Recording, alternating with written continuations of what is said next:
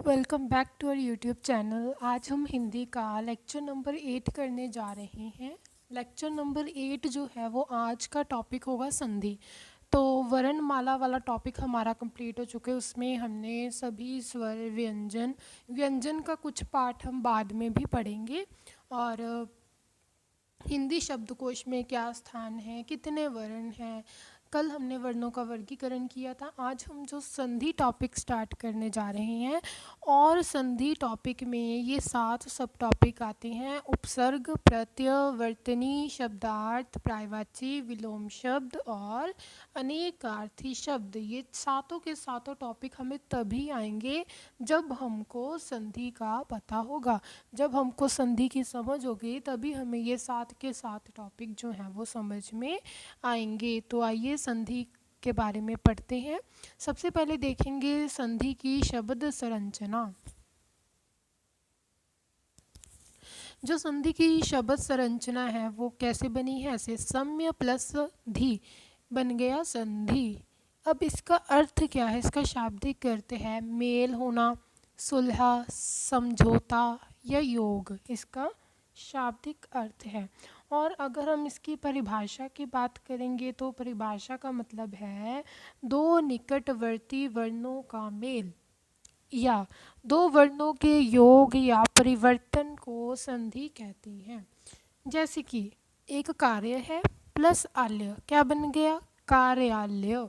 तो अब ये दो वर्ण हैं, दो अलग अलग वर्ण हैं, इनका हमने मेल कर दिया तो बन गया कार्यालय।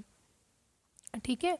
अब आप देखो कि संधि में पता क्या होता है, ऐसे नहीं कोई दो वर्ड्स उठाए उनको जोड़कर हमने संधि बना दिया, नहीं। अब इसमें जो कार्य है उसका भी अपना अर्थ है और जो इसमें जो आल्य है उसका भी अपना अर्थ है। तो जो संधि होती है ना, वो जिनसे मिलकर बनती है, जिन वर्णों के मेल से बनती है, उनका भी अपना अर्थ होता है। और अब देखो, आप ये देखो, जो एग्जाम्पल है वो है कार्य प्लस आल्य। ठीक है। अब इसको मिलाकर कार्यालय। अब ये वाली जो आ की मात्रा है ये कहाँ से आई है, कैसे आई है? ये देखो, इसमें हमने अगला ए लिया, इसमें आ लिया। ठीक है। क्योंकि ये य क्या है, एक व्यंजन है, व्यंजन के साथ हम एक स्वर जरूर लेते हैं, तो हमने अ लिया है। अब ए प्लस आ बन गया आ, तो ये वाला ये योग है, इन दोनों को मिलकर क्या बन गई? आ की मात्रा, तो हमने यहाँ पे लगा दी, तो ये होता है संधि। अब अगर हम इसको ऐसे ही लिख देते तो इसको हम संधि नहीं कहेंगे। ठीक है। इनको हमको योग करके लिखना पड़ता है। अब जैसे ये सदाचार है, कई बार तो ये 2-3 स्टेप्स में मतलब कि होकर इसमें गुजरना पड़ता है। जैसे सदाचार है, इसका दूसरा इसको कैसे लिखेंगे? सद प्लस आचार। अब सद का कोई मतलब नहीं होता, तो इसका भी हम पीछे जाएंगे तो सत्य प्लस आचार। तो ये पहला स्टेप हो गया, ये दूसरा हो गया और ये तीसरा हो गया। इसको हम परिवर्तन, तो योग परिवर्तन से मिलकर जो भी ये बनते हैं उनको हम संधि कहते हैं। अब जो संधि है उसके कार्य क्या हैं भाई? क्यों हम संधि क्यों पढ़ रहे हैं? ऐसी क्या वो आगे कि हमको संधि पढ़नी पड़ रही है? तो देखो, दो पुराने शब्दों से नए शब्द का निर्माण करना। अब ये दो अलग अलग शब्द है, इन दोनों को मिलाकर हमने क्या बना लिया? एक नए शब्द का निर्माण कर लिया। नए शब्द का अर्थ पुराने शब्दों के अनुसार रखना। अब इसका मतलब यह तो नहीं कि इसका अर्थ अलग है, इसका अलग है, अब ये जो न्यू बना है इसका अलग ही मतलब होगा, ऐसा तो कुछ नहीं है। जो अर्थ इसका है, जो अर्थ इसका है, वही दोनों का मिलकर इसका अर्थ ये बन जाएगा। तो ऐसी नहीं, ऐसा कोई बात नहीं है कि जो शब्द हैं, जो शब्द हमने न्यू बनाए हैं उनका कोई और ही अर्थ निकलेगा, नहीं। शब्द की संरचना को छोटा करना। अब देखो, ये कितना बड़ा था, अलग से इसको लिखो, अलग से इसको लिखो, मिलकर क्या बन गया? एक बन गया। तो संरचना क्या हो गई? छोटी हो गई। ठीक है। उसके बाद देखो, वर्णों के योग या वर्णों के विकार द्वारा नए शब्द उत्पत्ति की हमने न्यू जो वर्ण है उनकी। अब ये इतने हम अलग अलग पढ़ते हैं, अगर हम इसकी जगह एक ही पढ़ लेंगे तो इजी भी रहेगा, और क्योंकि अर्थ तो इसका बदलने नहीं वाला, तो वो तो सेम ही रहेगा। ठीक है। अब जो संधि के भेद होते हैं वो कितने होते हैं? तीन। कितने होते हैं संधि के भेद? तीन होते हैं। स्वर संधि, व्यंजन संधि, विसर्ग संधि। अब आपको स्वर भी पढ़ाए हुए हैं, आपको व्यंजन भी पढ़ाए हुए हैं, आपको विसर्ग जो योग वाह में आता है आपको वो भी पढ़ाए हुए हैं। और अब हम इसमें देखेंगे, अब जो हम स्वर संधि पढ़ रहे हैं इसकी क्या डेफिनेशन है। 11 स्वर वर्ण में किन्हीं दो वर्णों के मेल को, स्वर कितने होते हैं? 11। अब 11 में से किन्हीं दो स्वरों का जो मेल बन जाएगा उसे हम स्वर संधि कह देंगे। व्यंजन संधि क्या होता है? यहाँ व्यंजन के साथ स्वर या व्यंजन वर्ण का मेल का योग परिवर्तन हो, स्वर भी हो व्यंजन भी हो, दोनों का मेल हो जाए, योग हो जाए, परिवर्तन हो जाए, व्यंजन संधि कहते हैं। विसर्ग संधि, यहाँ विसर्ग का विसर्ग या किसी वर्ण में परिवर्तन हो, आपको वो भी दिखाएंगे जो विसर्ग चिन्ह होता है। अब हम पहले पढ़ेंगे स्वर संधि। देखो, अगर आपको स्वर पता है, स्वर वर्ण, आपको वर्ण में स्वर पढ़ाए हैं तो संधि में भी तो वही स्वर होंगे ना। इसमें कोई अलग तो नहीं हो जाएगा कि अच्छा कोई न्यू स्वर आ गया, नहीं। जो आप वर्णमाला में स्वर्ण वर्ण पढ़ के आए हो वही संधि में आ जाएंगे, बिल्कुल एज इट इज़। जैसे पुरावशेष, नदीश, प्रीतन, सदैव, न्यून। स्वर संधि क्या होता है? शब्द को ऐसी जगह से अलग करो जहाँ उसका मीनिंग हो। सॉरी, ये तो नोट था कि डेफिनेशन तो ये रही। हमने शब्द को वहाँ से अलग करना है जहाँ पर उसका मीनिंग हो। अब ये दोनों मिलकर कार्यालय क्यों बना है? क्योंकि इसका भी अपना मीनिंग था, इसका भी अपना मीनिंग था। अब हमको ये दे दिए, ये एक एग्जाम्पल स्वर संधि में, तो अब हम इसमें वहीं से तोड़ेंगे जहाँ से इसका कोई अर्थ हो। जैसे पूरा प्लस अवशेष, अवशेष, ठीक है। अब देखो, इसमें जो है आ की मात्रा ले ली, आ एक स्वर है, इसमें अ ले लिया, तभी आ की मात्रा बनी ना, तभी ये वाली मात्रा बनी ना, तो हमने इसको यहीं से तोड़ दिया। आगे देखो, जैसे नदीश, इनको मैं हाईलाइट क्यों की है? क्योंकि इन दो स्वरों से मिलकर ये वाली मात्रा बनी, इन दो स्वरों से मिलकर ये नीचे वाला ये जो मात्रा डाली ये बनी, इन दोनों से मिलकर ये वाली बनी, और इन दोनों से मिलकर बड़े ऊ की मात्रा बनी। तो इसका मतलब था कि ये हो गई स्वर संधि, क्योंकि इसमें स्वरों के मेल से ही जो हमारी ये जो बन रही हैं मात्राएं, वहीं से तोड़ना है जहाँ से उसका मीनिंग बनता हो।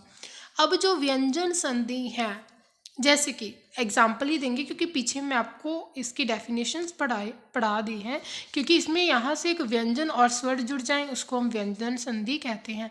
जैसे समाचार, सदाचार, जगन्नाथ, संस्कार, संभोग। अब जो समाचार है, जैसे हमने सम्य प्लस आचार में तोड़ दिया इसको। अब यहाँ से हमने म लिया, क्योंकि यहाँ पे देखो सम माँ, माँ आ की मात्रा कैसे बनी? यहाँ से म उठाकर, यहाँ से आ उठाकर बन गया माँ। अब म क्या है? मैं क्या है? एक व्यंजन है। ये क्या है? एक स्वर है।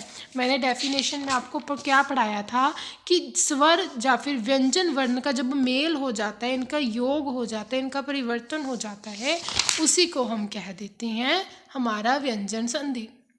सॉरी, जगन्नाथ। अब हम इसको यहाँ से तोड़ेंगे, जगन प्लस नाथ। अब जो जगन्नाथ है इसका कोई मतलब नहीं है। अब हमको एक स्टेप पीछे जाना पड़ेगा तय पे। अब आप कह रहे हो कि नय तय ये क्या है? देखो, हम तय वर्ग को उठाएंगे, तय, थ, द, ध, न। अब हमको अगर परिवर्तन की ज़रूरत पड़े तो हम तय को द में बदल सकते हैं, तय को न में बदल सकते हैं, न को तय में बदल सकते हैं, द को तय में बदल सकते हैं। तो ये तो एक आपको बताया है, क्योंकि इसका कोई मतलब नहीं है ना, तो फिर पीछे हम एक और स्टेप लेंगे। न को बदल दिया हमने तय में, तो ये आपके एक रूल है, रूल्स के अकॉर्डिंग चलते हैं। अब जो संस्कार है वो सम प्लस कार, यहाँ पे हमने म प्लस क लिया, ये तो रूल के अकॉर्डिंग, अगर हम मैं प्लस क लेंगे तो ही आधा स बनता है। संभोग सम प्लस योग, मैं और यह दोनों को मिलके बन गया भोग। ठीक है, अब ये तो कुछ ट्रिक्स थी, मैंने आपको मेन डेफिनेशंस जो है आपको याद होनी चाहिए कि स्वर संधि जो है स्वरों के, यहाँ एक व्यंजन एक स्वर आ गया। अब जो विसर्ग संधि है, विसर्ग चिन्ह होता है ये दो डॉट वाला, ठीक है, यानी कि निःशब्द, निःशुल्क, प्रातःकाल, निर्दय, 2 अब ये जो है ये इनके दोनों के मेल से प्लस कर दो, बस ये ऐसे ही बन गया। आपको बस विसर्ग संधि का यही मतलब बताना था जिसमें विसर्ग वाले हों, ठीक है। यहाँ पे क्या हो, विसर्ग का विसर्ग या किसी वर्ण में परिवर्तन हो। यहाँ पर विसर्ग का विसर्ग में ही परिवर्तन करते हैं, विसर्ग का विसर्ग में ही परिवर्तन करते हैं। अब जो यहाँ पर निर्दय आए है, ऊपर र आया है, वो हमने ऐसे लिया है, इसको हम ऐसे भी लिख सकते हैं। तो ये था हमारा विसर्ग संधि। ये तो हो गए 3 प्रकार, स्वर संधि, व्यंजन संधि, विसर्ग संधि। अब जो हम पढ़ रहे हैं आगे हम पढ़ेंगे स्वर संधि के आगे कितने भेद होते हैं, तो होते हैं 5। कौन कौन से? दीर्घ संधि, यन संधि, गुण संधि, वृद्ध संधि और अयादि संधि। दीर्घ संधि क्या होता है? जब 2 एक जैसे वर्णों का मेल हो जाए, जैसे अ प्लस अ दोनों सेम है, दोनों सेम है, इनका मेल हो जाए, कहलाएगा दीर्घ संधि।